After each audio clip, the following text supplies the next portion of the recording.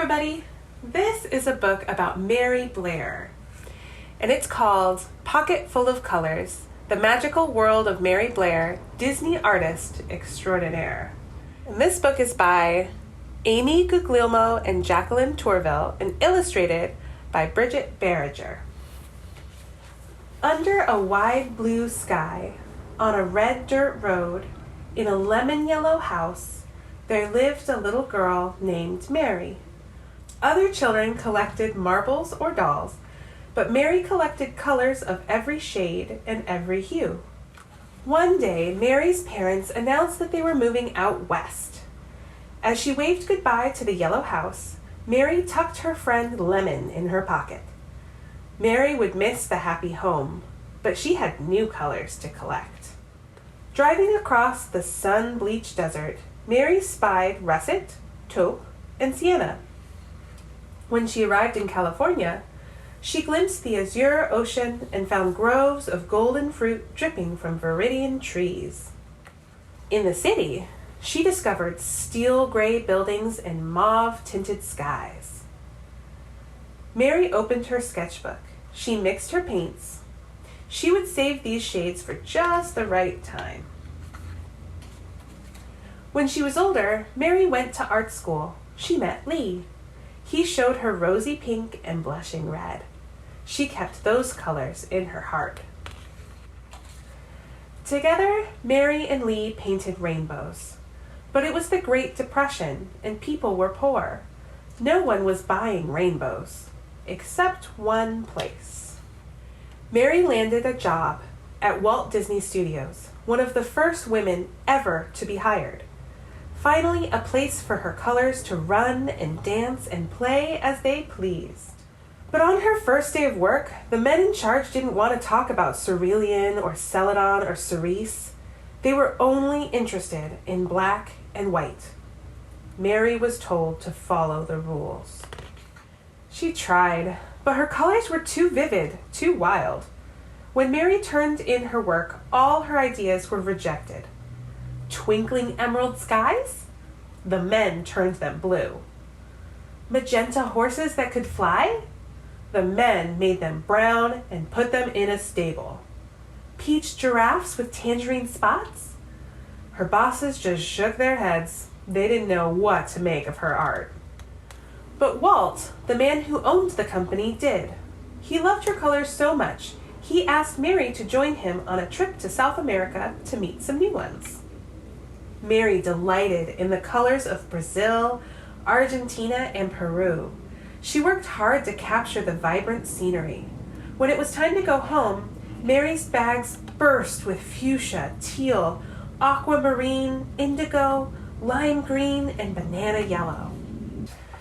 After Mary returned to Disney, her concept art for the studio's upcoming films grew even more adventurous as she drew upon the eye-popping shades she'd observed in South America.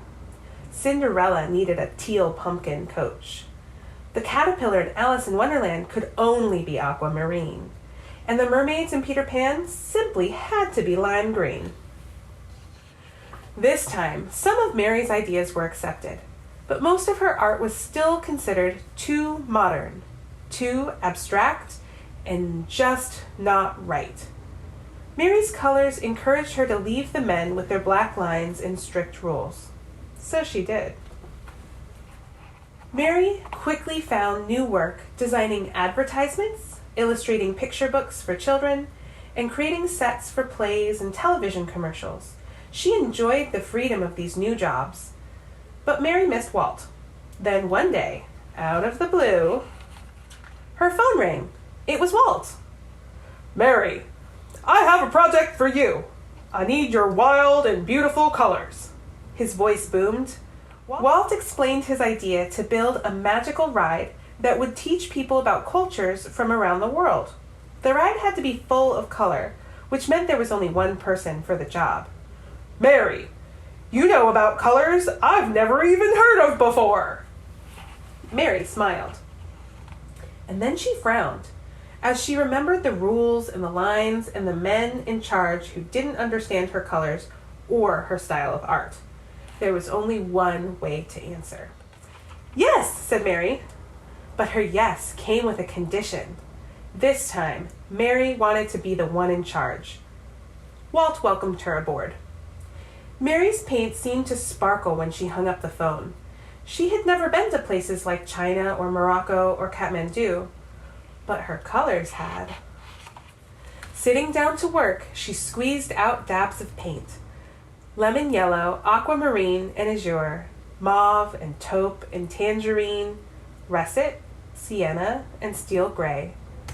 Celadon, cerulean, cerise, magenta, teal, indigo, and emerald shined from her palette.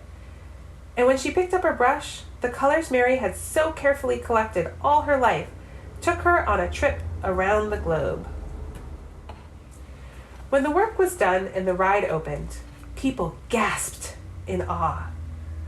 It's a Small World was a sensation. When it was Mary's turn to take the ride, she leaned back in the boat and let her colors wash over her. It was a world of laughter, a world of smiles, and color everywhere.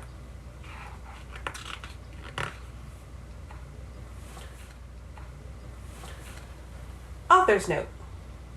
Looking back, we're pretty sure it was during a conversation about It's a Small World when we realized our mutual admiration for the art and designs of Mary Blair. While her whimsically colorful style, found everywhere from classic Disney films to little golden books, is easy to recognize, not many people recognize her name, and even fewer know about Mary Blair's determination to use her visionary talent to the fullest. When Mary began working for Walt Disney Studios in 1940, her job was to create preliminary sketches to guide the look and feel of the studio's animated films. Her sketches were handed off to the 9 Old Men, the nickname for Disney's core group of supervising animators, who created some of Disney's first major works, including Snow White, and pioneered many of the rules and guiding principles of animation that are still in use today. Mary drafted sketches for Dumbo, an early version of Lady and the Tramp, and a sequel to Fantasia that was never produced. Her supervisors rejected virtually all of her colorful and modern designs. After one frustrating year on the job, Mary quit. However, in the brief time she was there, Mary made a true friend at Disney Studios, Walt Disney himself. Walt was so impressed with her colorful style that he invited Mary to join El Grupo, the select group of Disney illustrators who toured and sketched in South America in 1941 as a part of a U.S. Goodwill tour. Mary rejoined Disney Studios as an art director upon her return from the tour. She worked on The Three Caballeros, a film inspired by the animator's trip. This time, Mary's concept sketches, a playful little train chugging its way through a vibrantly shaded jungle, made it onto the big screen. Heartened by this success, Mary continued on, and although a handful of her breathtaking designs were incorporated into classic films like Cinderella, Alice in Wonderland, and Peter Pan, once again, most of Mary's ideas were considered too abstract and even too colorful. When Mary decided to leave Disney Studios again in 1953, she had little trouble finding more work. Moving to New York, Mary became an in-demand commercial artist, Broadway set designer, and picture book illustrator. Her little golden book, I Can Fly, by Ruth Krauss, is still in print today. Mary had become a very busy artist, but when Walt called her up to design that special ride for the 1964 World's Fair, she couldn't refuse his incredible offer. Finally free to create the art she wanted, Mary's palette overflowed. As fellow Disney artist Raleigh Crump, an assistant on the It's a Small World project, said, quote, "I don't think she mixed paint very much. She used all and every color. That's the thing I learned from her. Don't be afraid of color, Raleigh." When Mary Blair died in 1978, it seemed like her art would end up as a footnote on the history of Walt Disney Studios. This began to change as emerging animators rediscovered Disney's golden age, and with it, Mary Blair. In 1991, Mary Blair was named a Disney legend, And in 2011, a Google Doodle was published honoring what would have been Mary's 100th birthday. In 2014, the Walt Disney Family Museum hosted the first retrospective of her work. As room after colorful room burst with Mary's joyful, exuberant art, it became clear what Mary had created during her lifetime: pure magic.